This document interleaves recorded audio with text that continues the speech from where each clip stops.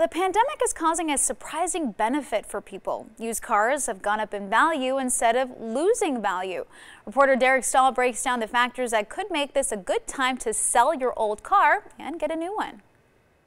In some ways, the pandemic has been kind of a time machine for used cars, rolling back the odometer and making pre-owned vehicles worth more than they did months ago. And that's kind of crazy to see appreciation on a used vehicle. When we look on our listings on Auto Trader and Kelley Blue Book, we're seeing the highest prices ever. The average listing is over $21,000 now.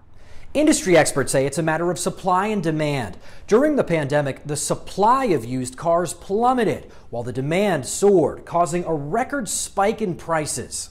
Let's start with the supply. Early in the pandemic, car manufacturing shut down. Dealerships closed. Michelle Krebs is the executive analyst at Auto Trader. So we weren't churning out new cars, which meant that there wasn't much for shoppers to buy. Therefore, people were trading in their used cars. So everything just kind of stopped. On top of fewer trade-ins, the pandemic brought the car rental industry to a standstill.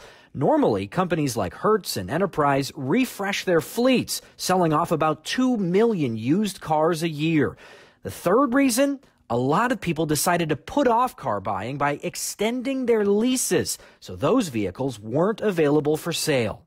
At the same time the supply of used cars dropped, demand for used cars surged, says Ivan Drury of Edmunds. The factories were shut down. They couldn't even produce new vehicles. With that said, you had a lot of consumers, even if they wanted to buy new, they suddenly had to look at used.